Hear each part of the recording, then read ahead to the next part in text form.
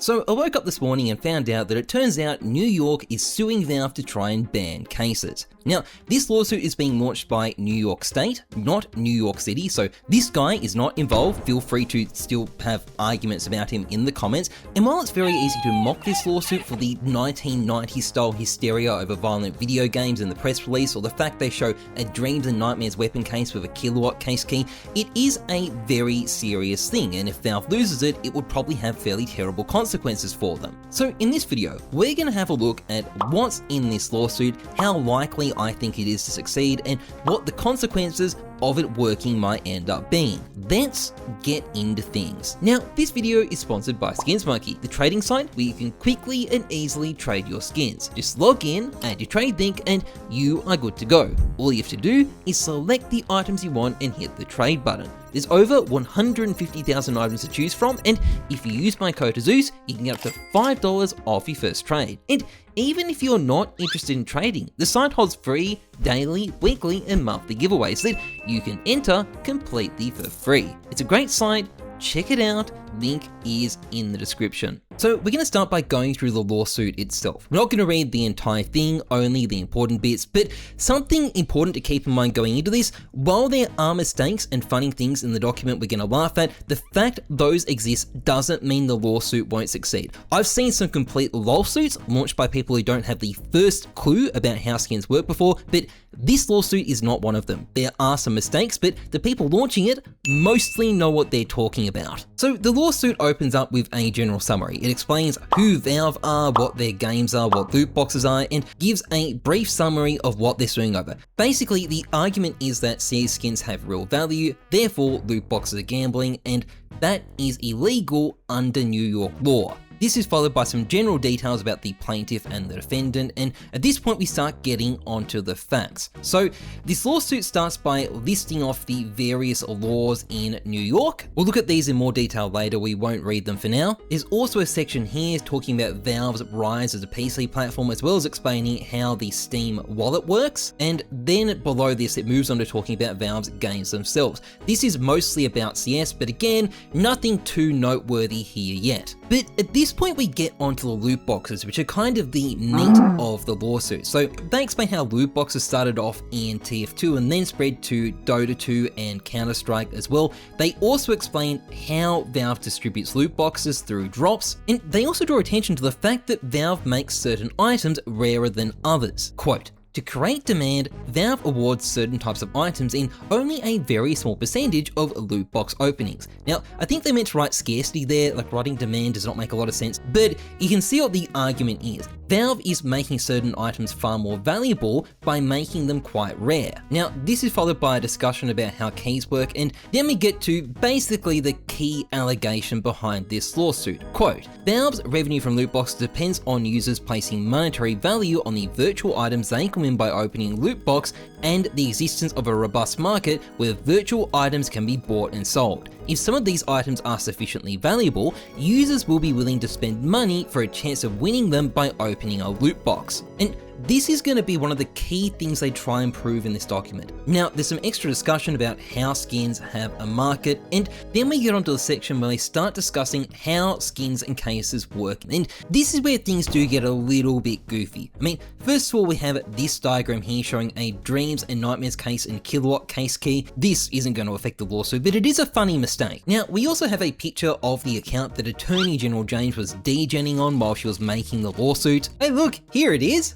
Nice little inventory you got there. Good to see it. Good to see it. And then there's the comment section, which is just fantastic. I love this comment section. But down here, there is also this. This is a picture of a gold one-off being pulled from a case. Quote, "As shown in Figure J, the spinning wheel may come to rest immediately next to the icon for the rare and valuable item. This visual gives the user the impression they almost won the valuable item, a design feature associated with slot machines known as a near miss." Oh, does it? Because I recognize that footage, and you know what? Let's get the tape up and do a little fact check. So yeah, I'm a bit like you and Nade have used my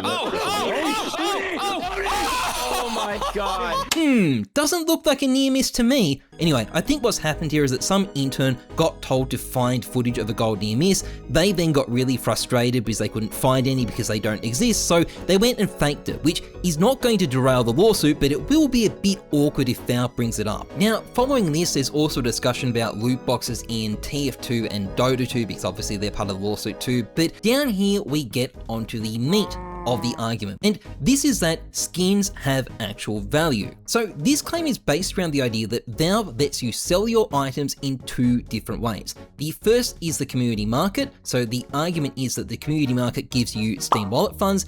These Steam Wallet funds then have the same purchasing power on Steam as cash, and they even include a story of an investigator who got himself big time scammed when he bought a Steam Deck off Steam and then sold it for just $180.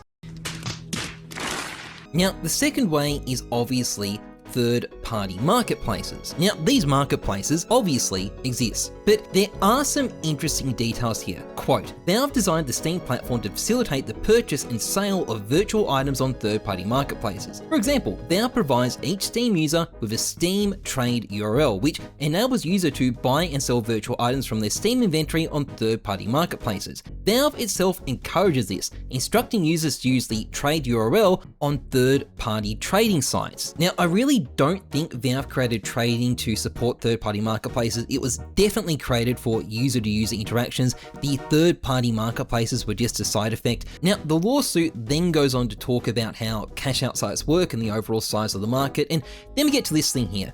Valve has consistently fostered third-party marketplaces that allow for the purchase and sale of virtual items for cash. So what's the argument for this? Well, first of all, they quote Valve saying, cash transactions are against our terms of service and we've banned thousands of accounts for it, which is true to some extent. But the lawsuit then cites a bunch of examples of Valve being very hands-off on marketplaces that aren't involved in gambling. Now, this is not really the same thing as fostering them. Valve have actually fucked these sites over on a bunch of occasions and made their lives a lot more difficult, but it's true that other than that, they have been very hands-off and ignored the whole ecosystem. After this, there's a section about scammers targeting skins. We can mostly skip this section, but at this point we get to the crux of the argument. Users open Valve's loot boxes to Basically, the argument here is that when you open a case, most of the time you'll get something worth a lot less than the cost of the key. However, there is also a very small chance of pulling something obscenely valuable. The example they give is a butterfly emerald, which is a very rare and very expensive skin. And as the case states, it's the allure of getting an item like this that draws people to open cases, which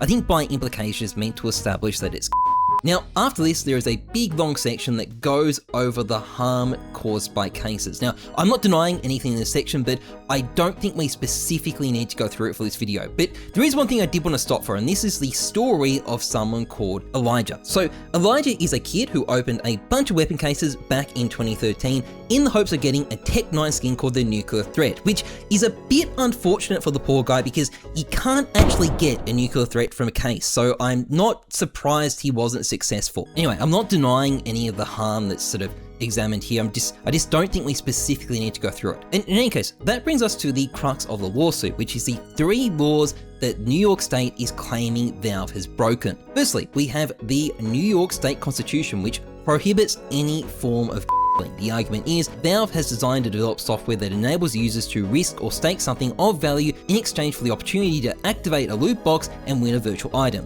the identity of which is determined by chance. These items are of value, you can sell them on the Steam community market or you can sell them on third-party marketplaces.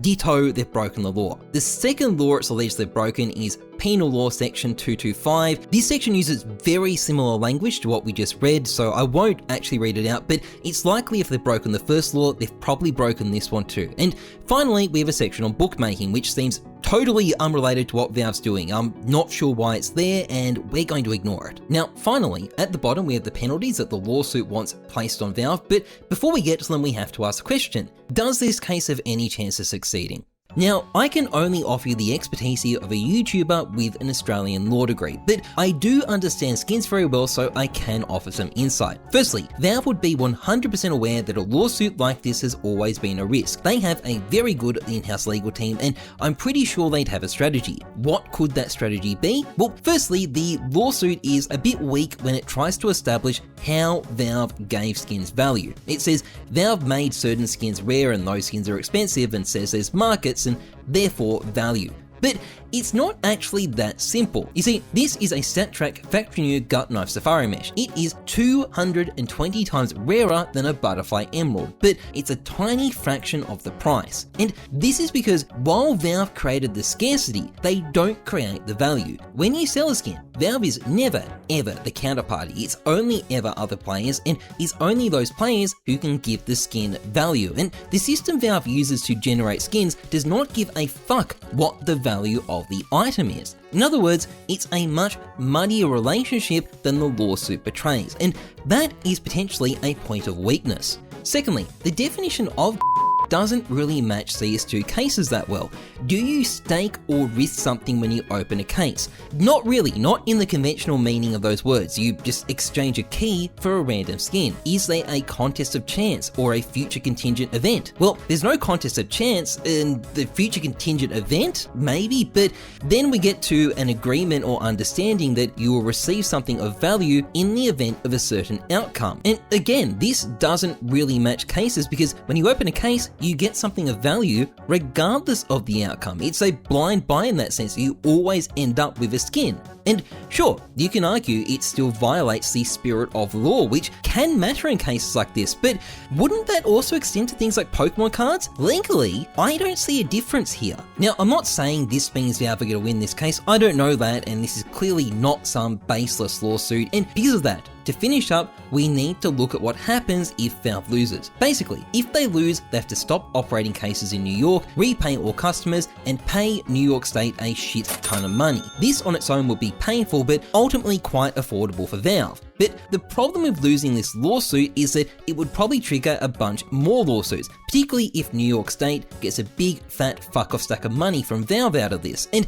this could cause a cascading effect that brings the entire skin system down. And that is, kind of serious. But I will say, Valve have every reason to fight. You know the Genesis terminal they added to try and get ahead of the loot box crackdown? Well, it is nowhere near as profitable as cases. The Armory? Well, it might sound like it makes a lot of money, but the majority of that money comes from cases, and the Armory would be fucked under these laws anyway. Cases are Valve's rivers of gold, and given just how much there is to lose, I don't think they're going to go down without a fight, and it's going to take a lot more than just this lawsuit to get Valve to change their system. And if that means people in New York don't get to open cases anymore, well, I think they'll be just fine. Anyway, that's pretty much it for this video. If you've enjoyed it, please like, comment, and subscribe, massively appreciated. Otherwise, trust the numbers, not your gut. I'm Jesus. Thanks for watching. See ya.